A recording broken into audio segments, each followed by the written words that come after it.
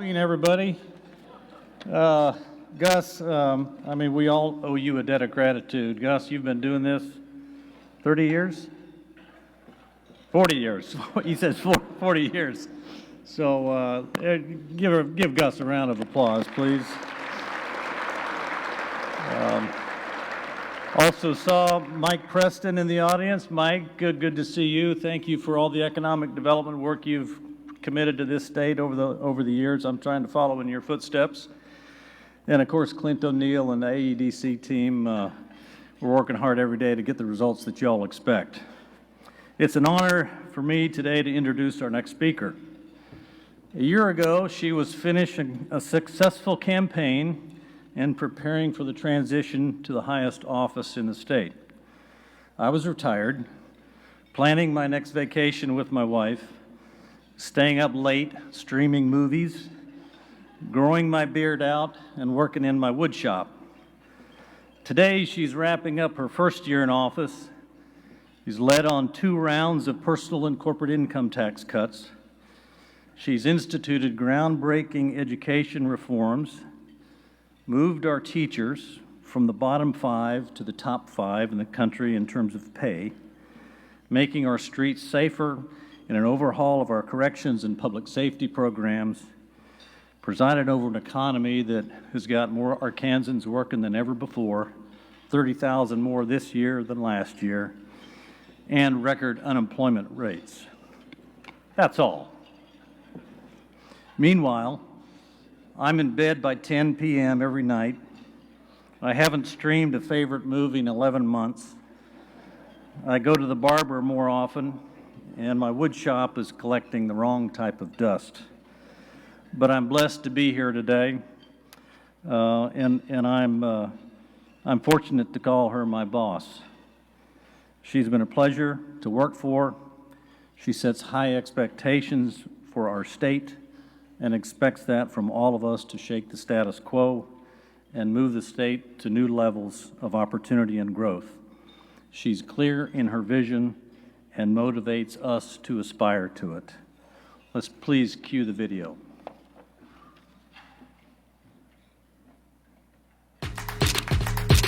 There has never been a state more willing or more capable to step up and answer the call than Arkansas.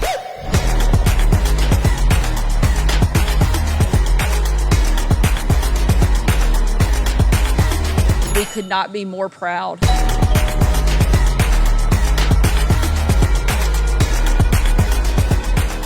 And we're just getting started.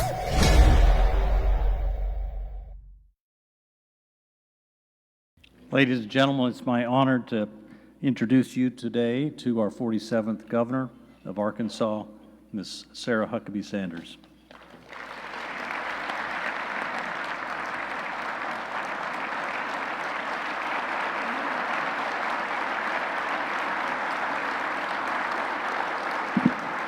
Thank you. Hugh, it looks to me like you still kept a lot of the beard, so thank you so much for being here. And Hugh, thank you so much for the kind introduction. But more importantly, thank you for the unbelievable work that you and Clint and the entire team are doing at the Department of Commerce. We could not have a better group and a better team leading there to take Arkansas to the next level. So thank you for all that you do.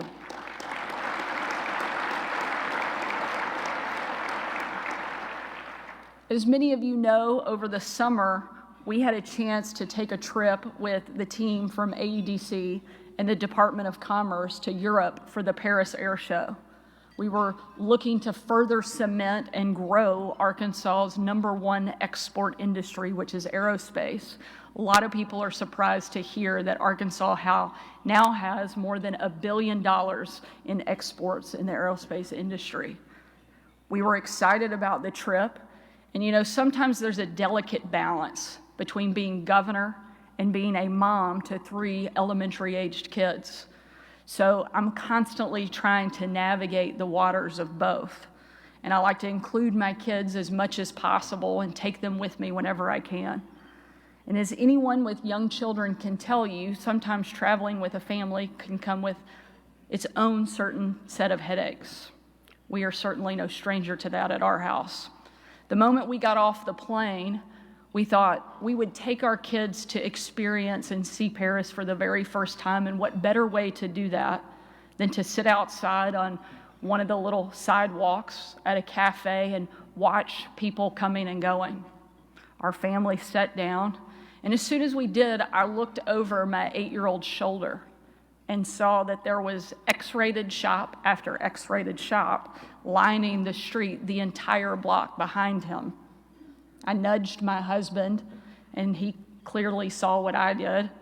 And so instead of people watching like we had planned throughout that lunch, we kept trying to distract our kids so they wouldn't see what was going on behind them. We thought we'd made it until the very end and considered ourselves pretty successful in this endeavor. And we were getting up to leave when my youngest, George, who's 8, pulled on my arm and starts pointing and shouting, "Look across the street." He said, "Mom, can we please go there? That's the coolest store I've ever seen. They have toys and DVDs." Some of you will get that later. Thankfully, the rest of our trip went infinitely better. In all seriousness, it is so wonderful to be here in Little Rock with business leaders from around our state and around the country. You all know just as well as I do that Arkansas's economy is absolutely booming. More Arkansans are working than ever before. Our unemployment rate is about a full percentage point below the national average. And we've been ranked the 3rd least expensive state to start a small business, the 2nd most affordable state overall, and the 1st state in the country for entrepreneur opportunity. We have built a national brand around being a low-cost, friendly, and beautiful state. We are open and ready for business in Arkansas, and people everywhere are starting to notice. We've received tens of thousands of new residents here in Arkansas in just the last couple of years alone. But that sort of success doesn't just happen overnight. It took decades of cooperation between the public, private, and nonprofit sectors to build up Arkansas's economy. AEDC and the AEDC Foundation were born out of those partnerships. Over the years, they've helped grow industries as diverse as aerospace, logging, and firearms. In just my first 10 months in office, we've made job announcements in all those spaces and more.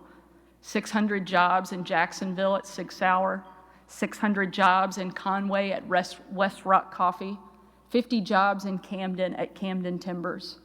They join great, long-established companies right here in Little Rock, like Dillard's and Stevens and many others. And we are just getting started. The way I see it, Arkansas's economy is sitting on the launch pad. And in my administration, we are looking at everything we can to truly help it take off. It's why we've cut corporate and personal income taxes not once, but twice, and set ourselves up to responsibly phase out our income tax entirely. It's why we started the Workforce Cabinet and brought together an all-of-government approach under the leadership of Mike Rogers to approach tackling the workforce shortage that troubles not just Arkansas, but the entire country. I'm convinced that Arkansas can build the blueprint to address the workforce shortage here and set the model and the tone for the entire country. It's why we passed Arkansas Learns, raising starting teacher pay from $36,000 to $50,000 overnight, investing in career and technical training, and deploying an army of literacy coaches around the state. But all of you know that business decisions are made by more than just numbers on a ledger. To attract the world's best talent and companies, Arkansas can't just be an appealing place to do business. It also has to be an appealing place to live. Crime is on the rise nationally, and I came into office as an unapologetic supporter of our police and empowered state and local law enforcement with new ways to get violent criminals off our streets. And I'm proud to say that violent crime was down last year, and it's coming down this year as well. We know that parents want a good, safe environment to raise their kids. And it's why I, along with our incredible partners in the legislature, prioritized laws that help keep our kids safe online, in schools, and in our communities. And we know that quality of life plays a huge role in corporate relocations. Arkansas is one of the most beautiful states in the country. And frankly, it's time that the rest of the world knows that too. Alongside my husband, we started the Natural State Initiative to bring the best minds in outdoor recreation together to guide state policy. On the state level, we worked with our partners in the legislature to improve state parks, fund outdoor entrepreneurs, and revitalize recreational opportunities in big and small towns across the state. Outside of government, our Monument Trails mountain biking route was just named the best in the country. Little Rock's Museum of Fine Arts recently reopened its doors with a comprehensive facelift, making it one of the best museums in the country. And the long-awaited Marshall's Museum in Fort Smith also opened this summer. From the Mississippi Flyway to the Ozarks, Arkansas has welcomed more tourists last year than ever before. And we expect that more than a few of them will decide to come back and be full-time residents here in our state. As I said, Arkansas is sitting on the launch pad, and this administration is adding jet fuel that is needed to see Arkansas go to the next level. But I've never believed that government can wave a magic wand and make our economy take off. It takes all of you, all of the people in this room and our excellent leaders in the private sector to make that happen. That's why I'm so excited that you're here supporting AEDC and the AEDC Foundation and all of the amazing work that they do here in our state. And it's why I'm incredibly pleased that in a few moments we'll hear from one of our country's leading businessmen and CEO of Lockheed Martin. Lockheed is one of the companies that has given incredible support to Arkansas, employing more than 1,000 people at their facility in Camden. In fact, not too long ago, I had the opportunity to visit their facility and was told that locals have started naming their kids after Lockheed products. That's all well and good until you have 4 Strikers and 6 Javelins in a kindergarten class here in a couple years. But Lockheed isn't just here to build rockets. They're helping Arkansas become America's arsenal. And they've also partnered with our universities, with our state, and with the city of Camden to help all of Arkansas do better. Jim, thank you so much for being here. Thank you for your leadership, and thank you for the investment that you have made into our state and the support of our foundation. Thank you so much for all the work that you do to make Arkansas look so good. We're very grateful. God bless.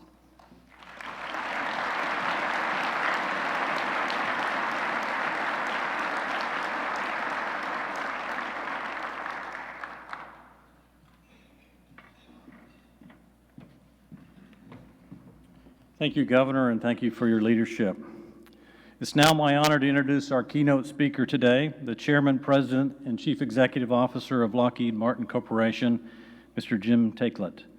Jim is driving a vision for the 21st century security that brings together leaders in the aerospace and defense industry, new entrants, and the tech and telecom industries using an open systems architecture to help deliver integrated deterrence for the United States military and our allies. This objective is to accelerate the most advanced digital and physical technologies into critical national defense missions to continually improve capability and deter armed conflict.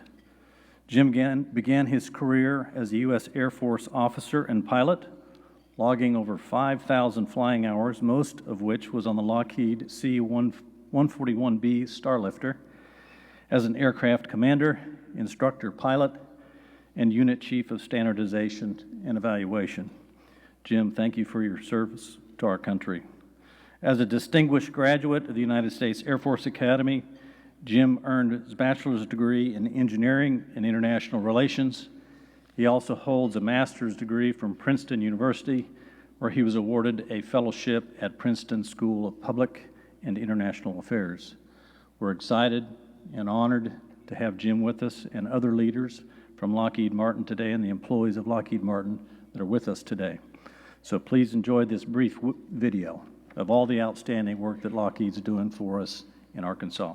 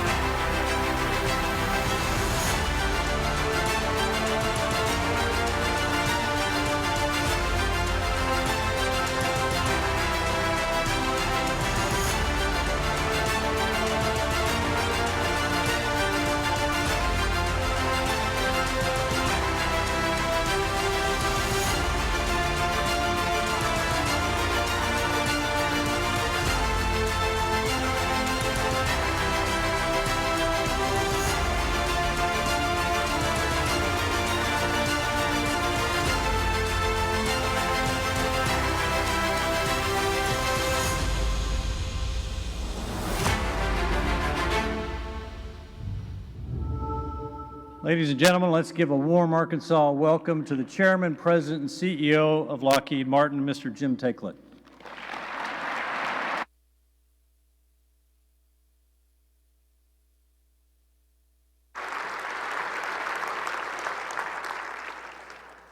Thank you, Secretary McDonald. It's great to be here with you today. Governor Sanders, thanks for inviting me as well, and the whole team in Arkansas. I'm here in Little Rock representing our 116,000 team members all over the world at Lockheed Martin. We're proud to be part of Arkansas's top export industry, where aerospace and defense products make up about 20% of all state exports.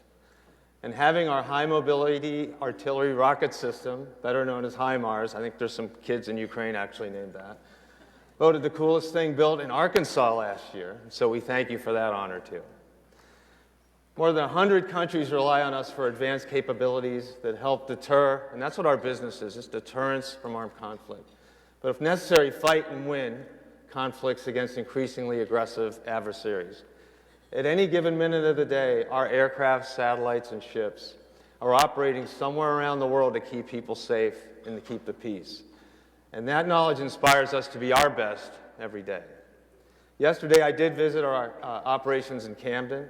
We've been in Arkansas in the Golden Triangle area for nearly 5 decades. I actually met someone whose grandfather, father, herself, and her niece all worked at Camden operations. It's a hub of activity and innovation. It's powered by about 1,100 teammates, as you heard, nearly double the size. We've been hiring people in Arkansas, and we're still seeking to do that, another couple hundred, we hope, soon. We're going to grow because we're meeting the growing needs of our customers. And about 40% of our assemblers are women, and more than 10% have served in the military and are veterans. Camden's also home to our Center of Excellence of Precision Fires programs and our missiles and fire control business. Our employees there are experts at precision manufacturing of rockets and launchers, and they're using advanced processes like automatic robotic assembly, which you saw, and other innovative manufacturing approaches to improve affordability and quality. This is a skilled workforce here that represents the best of Arkansas and the best of Calhoun County. Our Arkansas Lockheed Martin team is knowledgeable, it's passionate, and they're committed to our mission on behalf of our allied customers. And I'll stop for a second here to point out something. I got a letter from the defense minister of Ukraine thanking him for our Patriot missile, thanking us for our Patriot missiles that were defending his country and saving civilian lives in Ukraine. That's what most of these weapons systems do. They protect the innocent. And we've been stepping up to meet the challenges of that conflict, and now with the conflict in the Middle East as well. And working shifts around the clock in Arkansas and other places, because the increased demand of these vital systems and capabilities is just getting bigger. As the world sees yet another terrible conflict in the Middle East, the people of Lockheed Martin remain really dedicated to supporting the U.S. government policy in the Middle East. And wherever it takes us, we're going to be behind the government and our military brothers and sisters. Over the past couple years, we've seen a direct result of our work here in Arkansas, making a difference for our allies in the battlefield, like I just described. And our team takes a lot of pride. When I was there yesterday, that came over through and through and through, pride of what they're doing and how they're helping people, maybe on the other side of the world, and keep freedom alive. The work we're doing in Camden is helping to push the technology limits that we know of today and innovation boundaries in ways that never been done before. I don't think anybody in Iran or Russia or China or North Korea can keep up with the people we have in Camden, Arkansas. And the ultimate aim, as I said, is to deter future armed conflict, and that's what those people are all about. As Hugh mentioned, I joined Lockheed Martin first as a board member and then as a CEO. I was after about 20 years in the telecom industry. I ran a company called American Tower. We got a lot of sites, transmission sites. If your cell phone works in Arkansas, that's part of American Tower's operation, I can assure you. And from that firsthand experience building those networks, we brought a certain point of view on the kinds of technologies that we could bring to advance our national security. So during my first week as CEO at Lockheed Martin, I called my executive leadership team together, and Tim was there. And I shared with them an idea on how we could be a pathfinder to leverage all the digital technologies in the country, not just the ones from the defense industry, but technologies like secure 5G, artificial intelligence, and distributed cloud computing to deliver more advanced capabilities faster, as you heard from Hugh, greater value and constant improvement. Don't wait for the next big airplane 10 years from now, but all along the way when we're waiting for it, we improve our capability in air-to-air combat every 3 to 6 months. That's the goal of 21st century security. We're going to harness those digital technology and build the kind of networks you need to do this. These are 5G Internet of Things networks that don't exist for any nation in the world, and we're going to build the first one here in the United States for our national defense. The first step we knew was we got to transform our own company, and we're doing just that with our largest internal investment ever. We have cultural change going on, but alongside that, we needed a technology change in-house. We're going to spend $6 billion over 8 years to upgrade our entire operation, all 116,000 people's work, to use design engineering, digital twins, and the most modern tools that we have access to make our internal operations the best in the world. We're also collaborating, as you heard a little bit about, with commercial technology leaders and partners, and we're bringing their intellectual property and their technical expertise into the defense space. The Department of Defense and the U.S. government doesn't have enough money, time, or access to people to be able to do the things that commercial industry can do today. So we want to bring them into the tent and help defend our country. These collaborations are already resulting in innovative technologies to bolster our security. So with Microsoft, for example, we're enabling classified cloud computing. With Verizon, last year, we flew 5G-enabled drones with AI. With NVIDIA, we're building digital twins of wildfires that will enable firefighters to test courses of action in a digital environment before going into that dangerous area to fight the fire. And Microsoft's also helping us produce a similar kind of digital testing for military environments where we can run war games very quickly with real data and drive down costs while helping us keep our service members safe and winning if we have to in the field. We're excited about the prospect of onshoring microelectronic manufacturing back to the U.S., and we've been cooperating with the CHIPS Act and companies like Intel and Qualcomm and Global Foundries to do that. It's a really important step for boosting U.S. competitiveness, innovation, and national security, so we're being helpful, we hope, with that. It's also important for Arkansas and for your growing semiconductor and electronics business. And cultivating a robust semiconductor industry in this state would complement your stake in the aerospace and defense industry, because pretty much everything we make requires many, many semiconductors and microprocessors. And that, in turn, will help you attract more jobs to this state, high-quality jobs, high-paying jobs. I talked to one lady yesterday who was actually showing us how to drive the M270 track vehicle that you might have seen on the screen a little bit earlier. She said, when I asked her, is this a pretty good job for the area? She said, this is the best job, the best place to work in the area, and we tend to keep it that way. So I'm very interested in technology, and I always have been, but I see Lockheed Martin first and foremost as a technology innovation company and a systems engineering company. We recognize that our future depends on a workforce, just like your state, that's ready to take on the kinds of challenging work that we're doing in Camden and other sites. So we're investing locally in training, as the governor has recommended, in education, 2-year degree, 4-year degree, high school internships, all kinds of approaches, just like you're doing in your state, sponsored by your government, to get the talent level up to be able to actually operate these new systems and drive our competitiveness into the future. So for example, right here we have local educational partnership with Southern Arkansas University, Southern Arkansas University Tech. Lockheed Martin's Camden Manufacturing Apprentice Program gives participating students a solid foundation of training on site that then allows them to cross-train in different areas, enable the workforce to become career learners and earners, as we call it. And we've actually, I talked to a few of the folks on the floor yesterday, and they can actually do multiple jobs. And when we've got more activity in one area, we don't stop the line or slow it down. We just move people over because they're multitasking, they're multi-skilled. We're also out in the community giving back through more than 6,000 hours of volunteerism each year in Arkansas, encouraging younger students to consider studying in STEM fields by going to visit their schools and tell them about all the cool stuff we do. We're coordinated with the Camden Fairview School specifically, that district there, to host a family science night, conduct educator summits, and send our very own engineers out in those classrooms to talk about all that cool stuff. Camden, Arkansas is a small town making a big difference in the world, actually, and that's special. We have friends and neighbors working together in that site, multiple generations, like I said, in the same facility. For them and us, it is personal. They're invested in our mission, and we're invested in our employees. And as you heard, this is personal for me, too. I think that we can elevate our deterrent posture and our national defense. I've got some experiences you heard about as an Air Force pilot, and we've got the best equipment in the world, but if we can network it in a way that the potential enemy can't understand what we can do, they can't figure out a success equation, they can't close the loop, they may not attack us.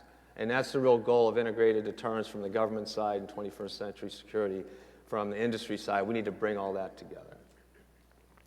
One of the most interesting missions I had, and there's probably a few people with some Army experience in here, but I had the chance, and it was a little scary at the time, but it worked out okay, to fly the members of the 82nd Airborne and the first 4 aircraft, the first Americans, into Desert Shield at the beginning of Desert Storm. We were the only, as 60 paratroopers in each plane. There were 4 planes, there's nobody else there except us. We actually got through that because of American technology and production capability. We need to maintain that capacity. So as someone who's served, I really appreciate everybody in Camden's work, what they're doing for our forces right now. They're working overtime, as you may have heard, to make sure our U.S. and allied forces got the most technologically advanced capabilities to deter conflict, and if they want to shoot another missile at a hospital in Ukraine, we'll shoot it down for you. So we're going to be doing those kinds of missions, and that's what makes everybody proud to work at our company. So I want to thank you all in this state government, especially the governor and all of her initiatives around education and other elements of what we need for the strong partnership we have with you and your state. And we depend on our roots in Camden, and the world does, to contribute to the strengthening of this state's economy, but also the safety of the world. So thank you very much.